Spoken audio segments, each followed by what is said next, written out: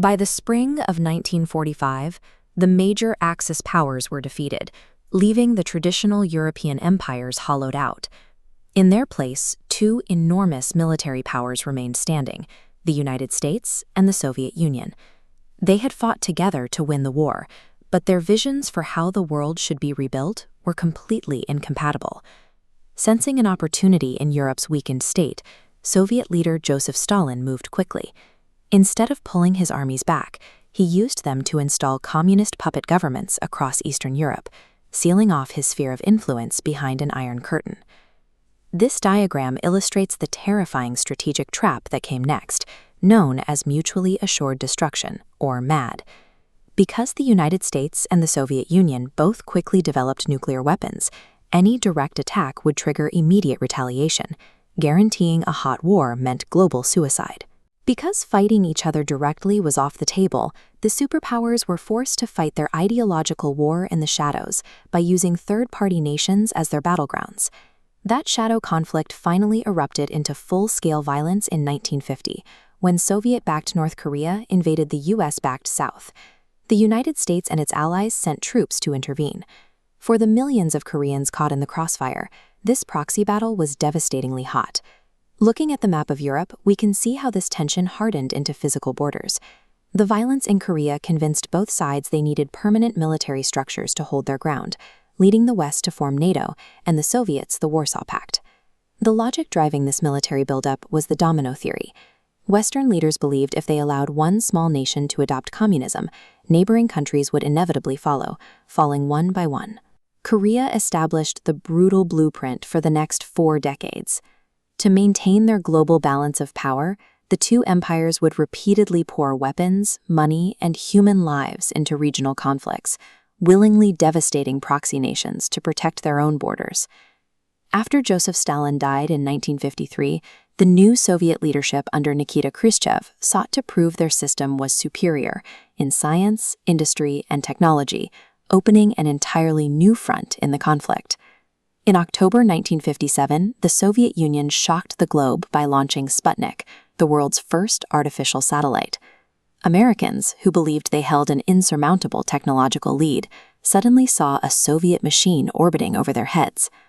The Soviets rapidly accelerated their timeline.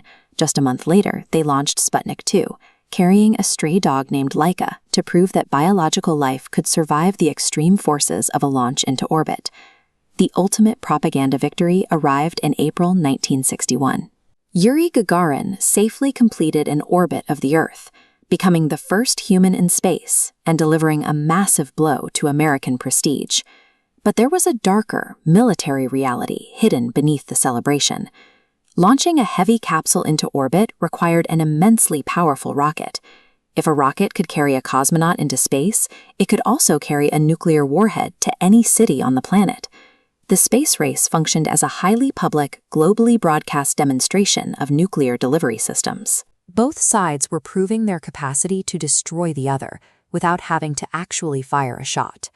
Maintaining this state of constant, high-alert readiness imposed a massive financial burden.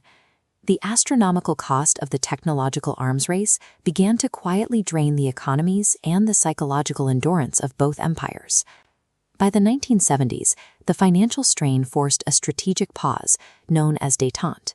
U.S. President Richard Nixon and Soviet leader Leonid Brezhnev opened diplomatic channels, signing the SALT I treaty to physically limit the number of strategic nuclear weapons they were building. This diplomatic easing continued with the Helsinki Accords in 1975. Dozens of nations agreed to respect existing borders and establish basic human rights guidelines, attempting to artificially freeze the conflict in place. Détente demonstrated that both systems recognized their absolute competition had become financially and structurally unsustainable. While Western nations experienced a massive post-war consumer boom, the daily reality for citizens in the Soviet bloc was defined by the strict limits of a planned economy. Agricultural shortages and heavy military spending left grocery stores empty and citizens waiting in long lines for basic necessities. This stark economic disparity led to a severe migration crisis. Millions of educated workers, engineers, and doctors packed up and walked away from the communist East, crossing into the capitalist West through the divided Sea of Berlin. To stop this economic hemorrhaging, the East German government took an extreme physical measure. Overnight, on August 13, 1961, they rolled out barbed wire and began constructing the Berlin Wall, severing the city and blocking all escape routes. While the wall successfully stopped the migration, it was a profound ideological defeat. It provided a permanent visual proof that the Soviet system had to physically imprison its own citizens to keep functioning. The illusion of détente shattered in December 1979 when the Soviet Union invaded Afghanistan to prop up a communist government. They found themselves bogged down in a brutal, decade-long proxy war against US-backed guerrillas. The Afghan conflict devoured resources the Soviets could not spare. Combining an unwinnable war with a stagnant civilian economy and the pressure of a renewed nuclear arms race, the Soviet system was pushed to the absolute brink of bankruptcy. In 1985, a new Soviet leader, Mikhail Gorbachev, realized the empire was collapsing. To save it, he implemented sweeping reforms, introducing political transparency and attempting to restructure the rigid, centralized economy. But opening the system only exposed the depth of its rot.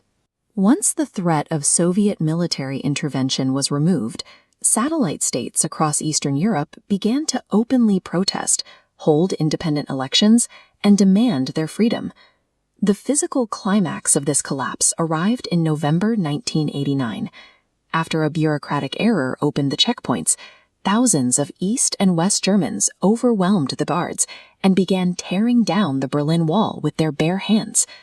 By the end of 1991, the Soviet Union officially dissolved.